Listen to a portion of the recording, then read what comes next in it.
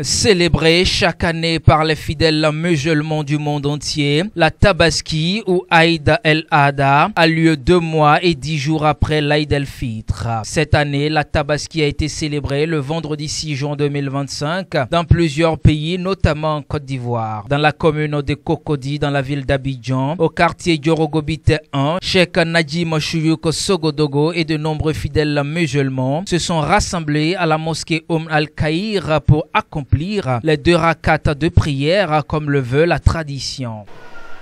Allahu Akbar, Allahu Akbar.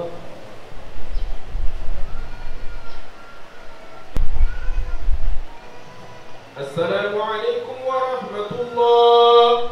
Assalamu alaikum wa rahmatullah. Assalamu alaikum wa rahmatullah. Assalamu alaikum wa rahmatullah.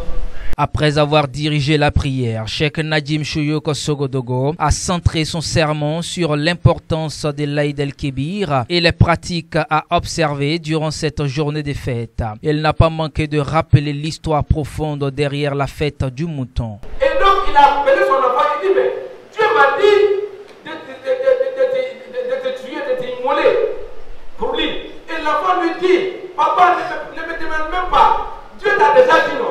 Il faut le faire. Il ne faut pas me demander. Tu vas me trouver parmi des personnes qui ont l'endurance.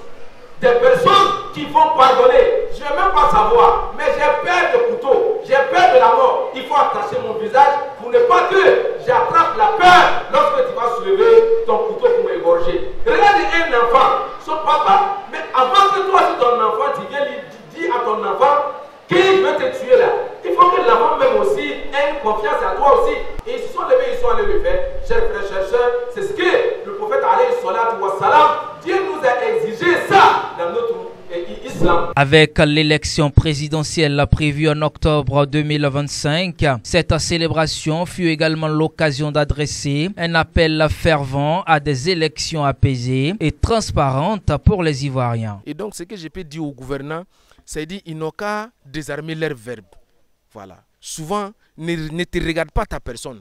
Regarde toute une popularité, toute une, comment on appelle, du monde qui est en face de toi, qui vont périr, qui peuvent mourir même à cause d'une seule phrase qui va sortir de ta bouche. Et donc la parole, quand les gens meurent, c'est dans nous-mêmes, ce que je disais aux imams, aux pasteurs, aux curés, et puis tout cela.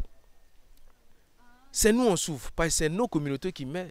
Quand quelqu'un meurt là, ils vont appeler les imams, venez prier sur son corps parce que c'est un quoi? C'est un musulman qui est décédé. Si on appelle un pasteur, c'est que c'est un chrétien qui est décédé. Et donc, quand ça parle là, ça dégénère, c'est nos communautés, ceux qui viennent remplir nos mosquées là, ce sont eux qui vont mourir. Et donc, c'est nous, on doit travailler, on doit parler, on doit vraiment prendre notre cheval de bataille pour aller corps à corps avec les politiciens, pour ceux qui peuvent toucher les politiciens, les ministres et consorts, tout le monde, tous ceux qui sont les gouvernements, tous ceux qui peuvent parler, que les politiciens, il faut que les hommes de Dieu aient le courage de leur dire de désarmer les verbes et de pardonner et d'essayer d'arranger la situation pour que la Côte d'Ivoire puisse vivre. Ce jour de fête a été synonyme de joie pour les fidèles musulmans vêtus de leurs plus beaux habits. Après avoir accompli la prière et écouté attentivement le sermon de l'imam, la communauté a exprimé ses vœux de bonheur pour la Côte d'Ivoire et tous les musulmans tout en lançant des messages de paix et de cohésion sociale. Le remercie revient à Allah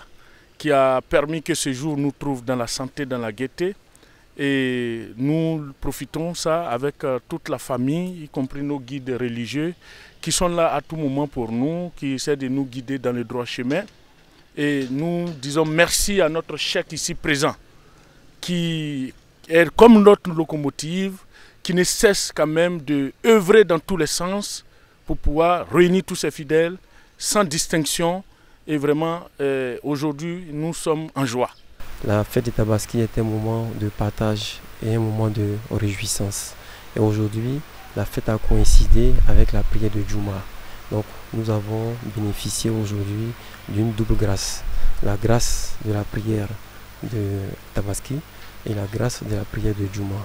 Voilà, donc je dis grand merci et excellente fête de Tabaski à tous les musulmans de la Côte d'Ivoire. Je souhaite une très belle fête de Tabaski à tous les musulmans du monde, particulièrement à la mosquée Oumoul Karim.